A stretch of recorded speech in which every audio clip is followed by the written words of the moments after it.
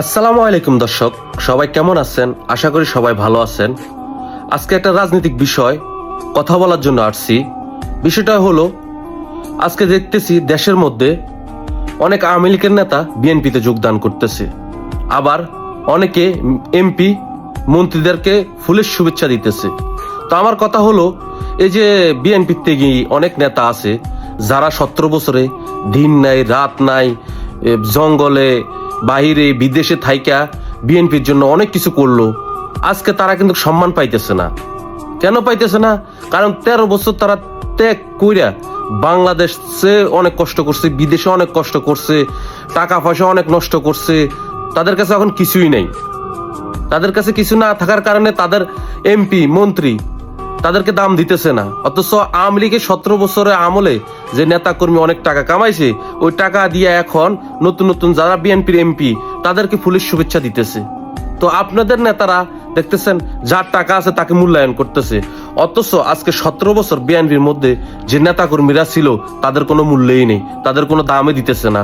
তো অতএব টাকার কাছে সবাই হার মানে, এটা রাইট কথা, কিন্তু তেগি নেতাদেরকে কেউ দাম দিতেছে না এখন। অনেক আমি মাঝে মধ্যে ফেসবুক লাইভে দেখি যে অনেক বিএনপির নেতারা আইসা বিএনপির উপর খুব ঝাড়তেছে। কেন ঝাড়তেছে? তারা দাম পাইতেছে না, তাদের নেতাদের কাছে মন্ত্রীদের কাছে তারা দাম পাইতেছে না।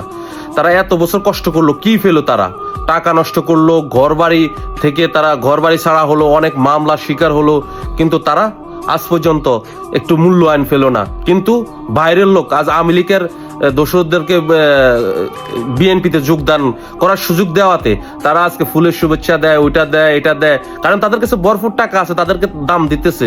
তাদের কাছে চুরির টাকা আছে, লুটপাটের টাকা আছে। তো আমি একটা কথাই বলবো, বিএনপির রাজনীতিতে যদি এই আমাদের ত্যাগী নেতাদেরকে যদি মূল্যায়ন না করে, তাহলে কোনো একদিন এই বিএনপির অবস্থা অনেক খারাপ হবে আওয়ামী লীগের চেয়েও। তো দর্শক, সবাই ভালো থাকবেন, আশা করি বুঝতে পারবেন। সকল এমপি ও এমপি মহোদয়দেরকে সবাইকে বলতেছি, মন্ত্রণালয়ের মন্ত্রীদেরকে বলতেছি যে আপনাদের যে এলাকা ভিত্তিক যে নেতা কর্মী আছে, নেতা আছে, ত্যাগী নেতা আছে, সবাইকে একটু মূল্যায়ন করেন। আপনার দলের জন্য অনেক কিছু করছে, আপনাদের জন্য অনেক কিছু করছে তারা।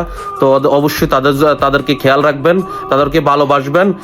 বাইরের লোক আইসা বাসা করবে আজকে, কালকে আপনারা ফালাই চলে যাবে, কালকে তার দল আসলে কালকে আপনাকে তালাক দিয়া চলে যাবে। তো এটা আপনারা চিন্তা ভাবনা কইরা আপনারা কাজ করবেন, কারণ আওয়ামী লীগ সরকার খুব ডেঞ্জারাস। আপনার সাথে এখন ঢুকবে, ঢুকার পরে আপনার ত্যাগী নেতাগুলা করে নষ্ট করে ওরা আপনাকে ভালোবাসা দেখিয়ে আপনার সবকিছু শেষ করে তারপর তাদের ফ্যাসিস্ট সরকারকে আবার আনার চেষ্টা করবে। তো অতএব বুঝার চেষ্টা করবেন বিএনপির আশা করি এমপি মন্ত্রী মহোদয়রা। ওকে, আসসালামু আলাইকুম।